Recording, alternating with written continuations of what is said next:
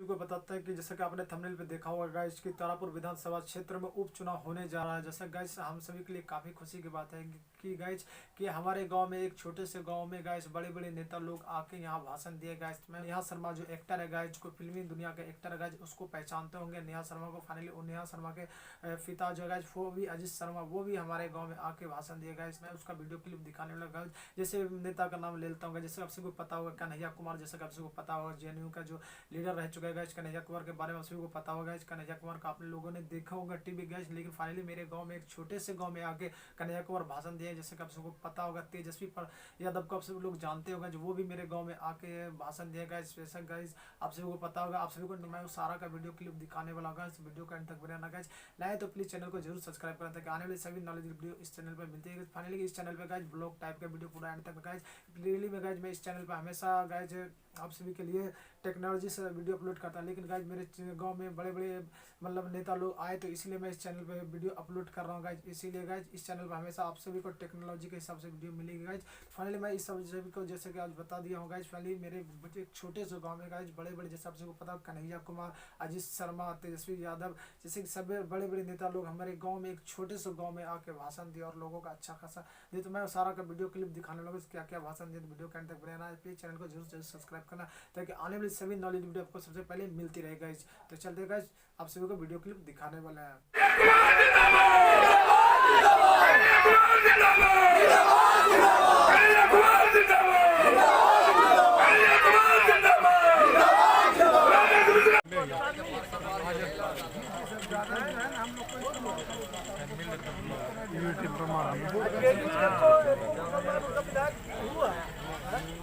परिवार का भरण पोषण करने वाले आप सभी नागरिकों का मैं क्रांतिकारी इस्तेमाल करता हूं, आपका हार्दिक अभिनंदन करता हूं।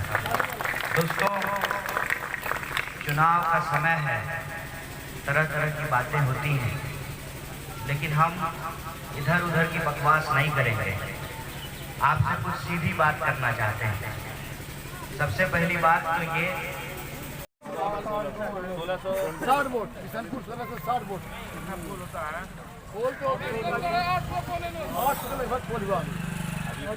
हजार की हमारे यहाँ 1000 करता है 80% कि किसी की मौत कोरोना जैसी महामारी से हो जाए।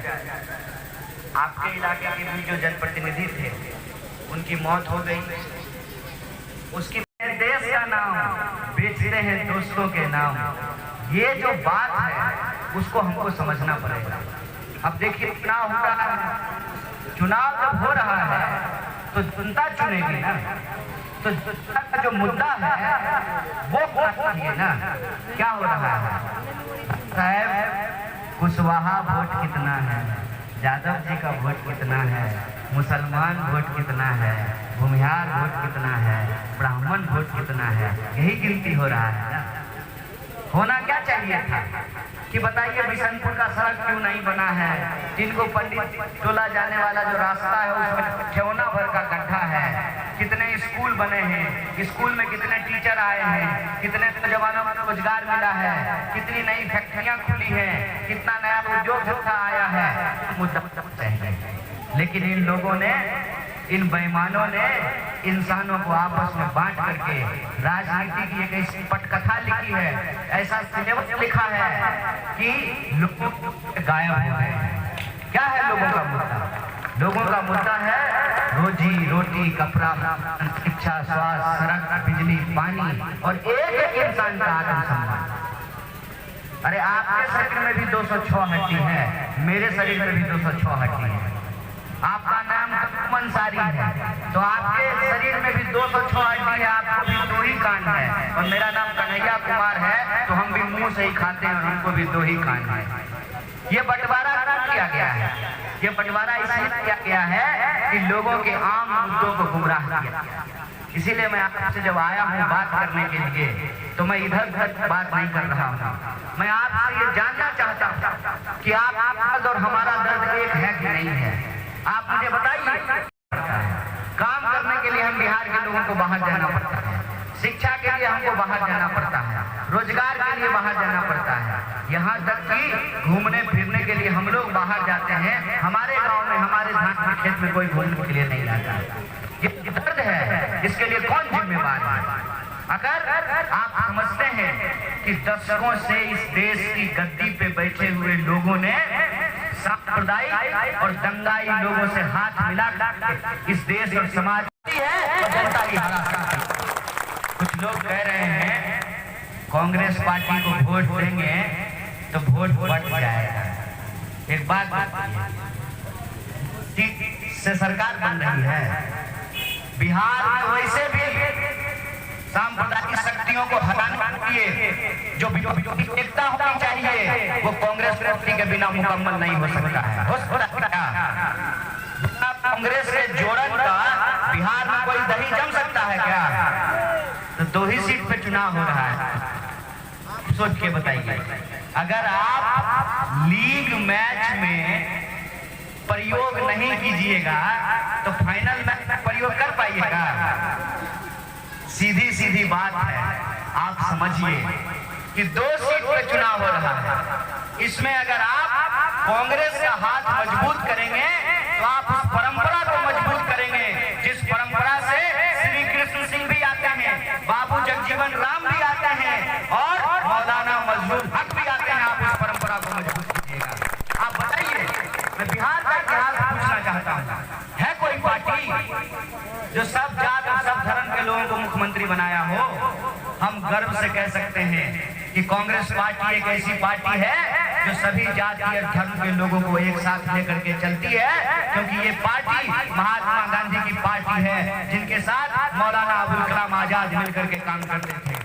कांग्रेस पार्टी वो पार्टी है जो राम प्रसाद बिस्मिल और अशफाकुल्लाह खान की विरासत को लेकर के चलने वाली पार्टी है। इसीलिए मैं आपसे कहना चाहता हूँ, अगर हम नफरत को हराना चाहते हैं, मोहब्बत को जिताना चाहते हैं, तो हमको गांधी की उस बात पे भरोसा करना पड़ेगा, रघुपति राघव राजा राम, पतित पावन सीता राम, ईश्वर अल्लाह तेरो नाम, सबको सन्मति दे भगवान।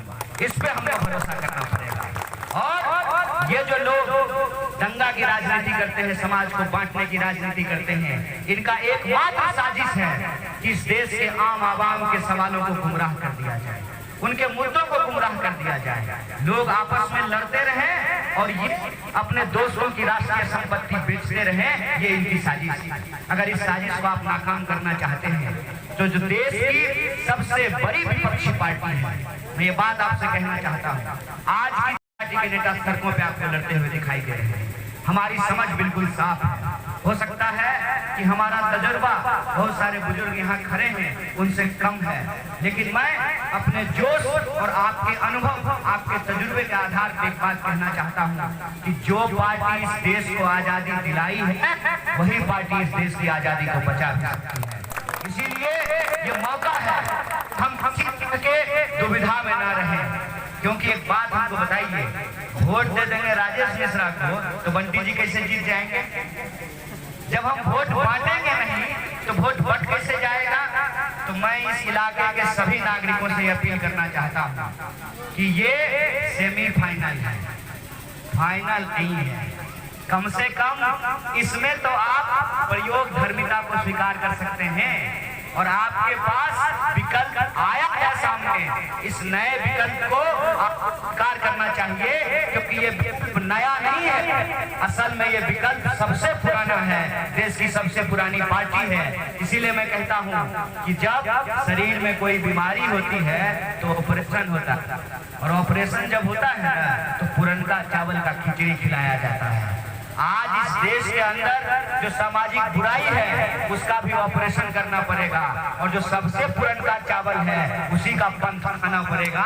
इसीलिए मैं आपसे आग्रह करता हूँ कि आप अपना समर्थन दीजिए, ताकि जो लोगों के सवाल पे नेताओं के मुंह पे चुप्पी है उसको करारा तमाचा मारा जा सके, और इस देश के भीतर आप लोगों के जो सवाल है उन सवालों को पहले से समाज में काम करने का नहीं रहा।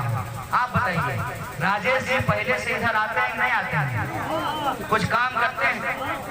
तो काम करने वाले को दुआ नहीं दीजिएगा, आशीर्वाद नहीं दीजिएगा, तो उसके भीतर लड़ने का जज्बा कमजोर हो जाएगा ना। मैं बताता हूँ, मैं जब चुनाव लड़ रहा था तो मैंने कहा था कि हम नेता नहीं हैं, बेटा है। तो बेटा को स्वीकार नहीं कीजिएगा तो बुजुर्ग का सेवा कैसे कर पाएंगे। अभी हमारी जितनी क्षमता है उतनी क्षमता से ये आपके बीच में आते हैं, कंप्यूटर लेकर के, कंबल लेकर के, लड़कियों की शिक्षा के लिए काम करते हैं, बुजुर्गों का इलाज का काम करते हैं। इनका हाथ मजबूत कीजिएगा तो एक रास्ता दिखेगा, एक राह। मेरा ही कहना है कि आप लोग मिलजुल के इस बार पार्टी को मजबूत कीजिए। लड़ाई बहुत लंबा लड़ाई क्या नाम है वो आबकारी मंत्री थे हम लोग ना हम लोग के आबकारी मंत्री हम लोग के टर्म वाले। अच्छा ये किशनगंज वाले मस्तान का बहुत भैया का नंबर रख